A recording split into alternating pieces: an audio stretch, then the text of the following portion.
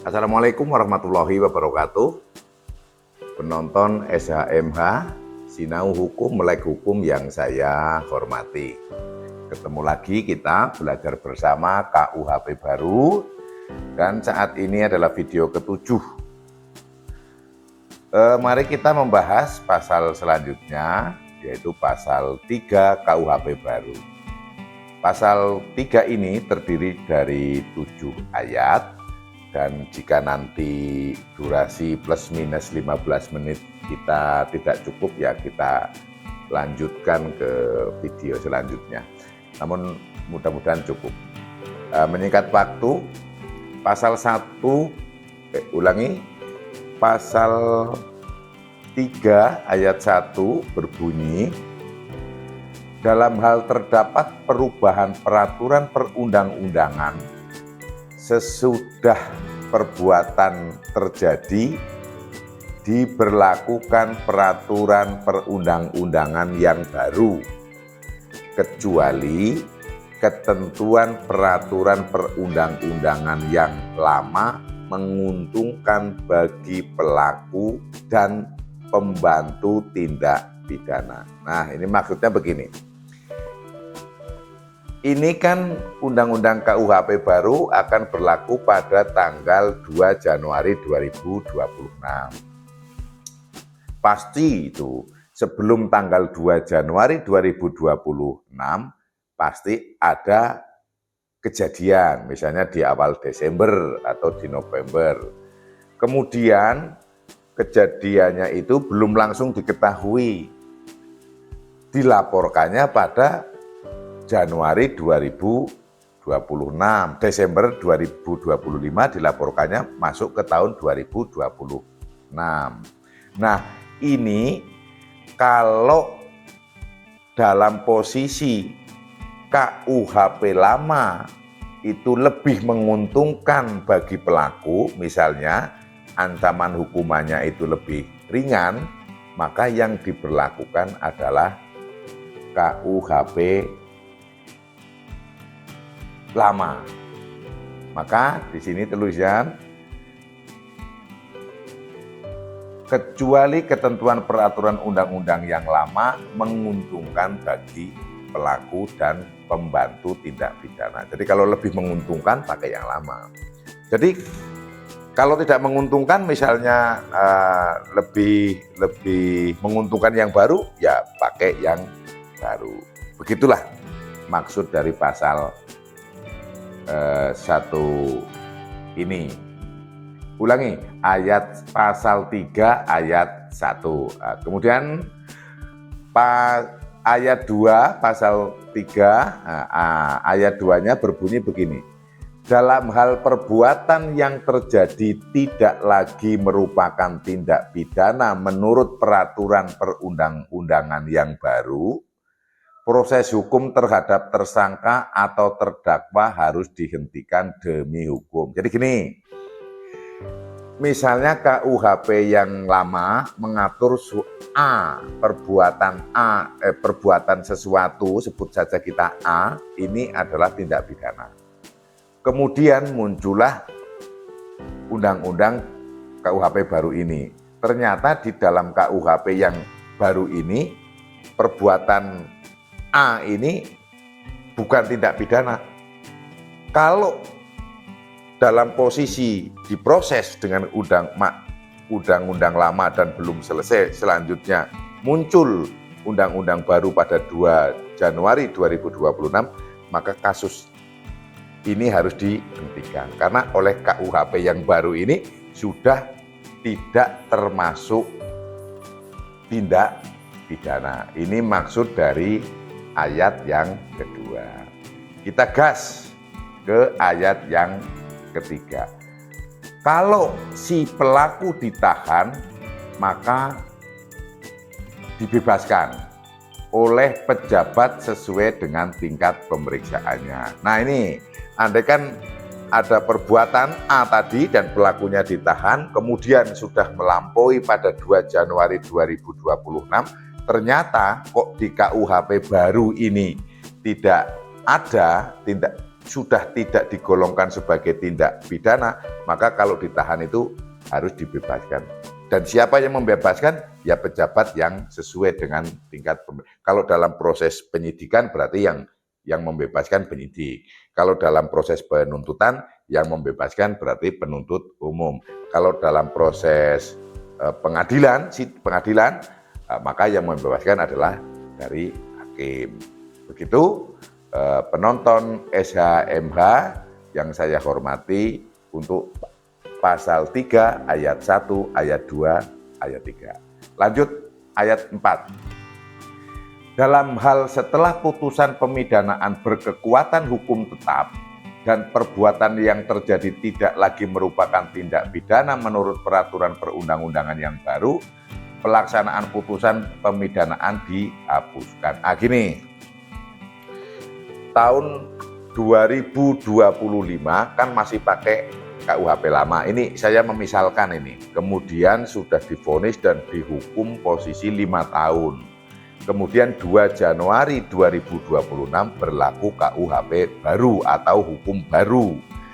Yang ternyata dalam hukum baru itu tindak pidana yang di KUHP lama ini sudah tidak termasuk tindak pidana. Maka kalau sudah memiliki kekuatan hukum tetap kan menjalani hukuman. Misalnya 5 tahun itu tadi, maka harus dihapuskan pelaksanaan pemidanaannya. Maka sudah selesai karena tidak perlu lagi mendapatkan proses hukum lagi. Karena dalam KUHP yang baru atau hukum yang baru bukan lagi merupakan tindak pidana.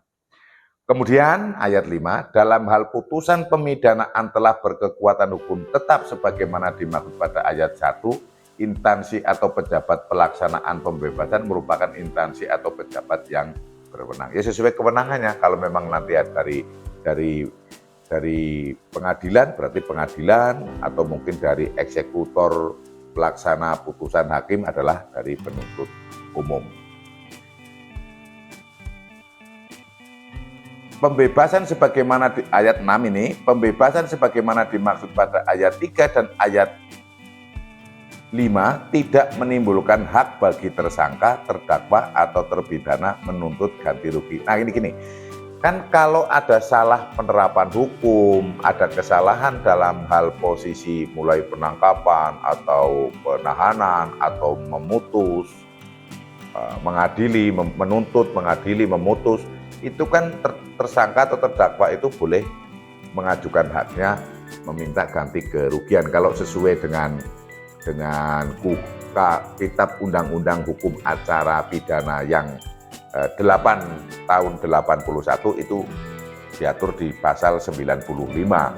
Nah, itu kan boleh melakukan ganti kerugian. Nah, karena situasi ini ada perubahan hukum yang baru, jadi yang bukan karena situasi yang tidak ada perubahan hukum, maka hak untuk minta ganti rugi tidak ada. Jadi, wah dibebaskan, ya sudah bebas. Wah ini hukumnya baru, saya mau nuntut ganti rugi karena kemarin saya ditahan 2 bulan, 3 bulan.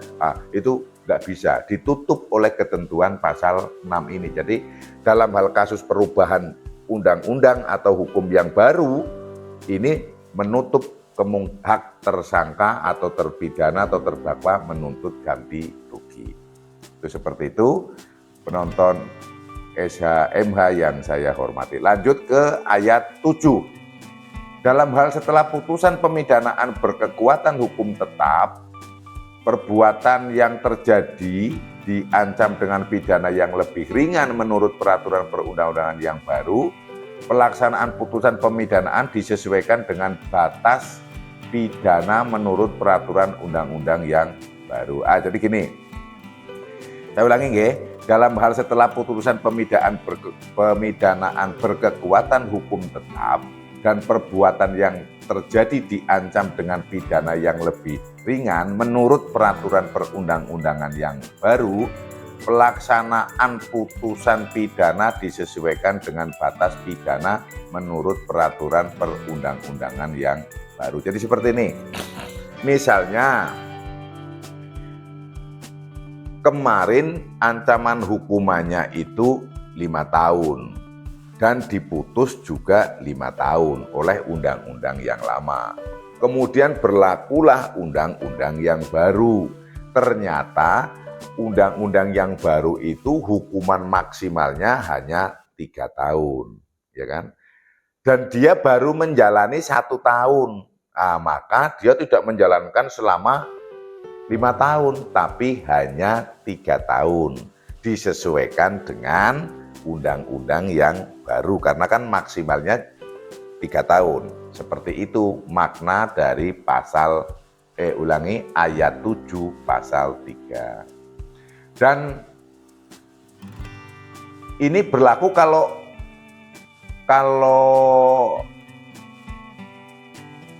yang lama lebih berat loh ya. Kalau yang lama lebih berat kan posisinya diberlakukan yang menguntungkan terpidana.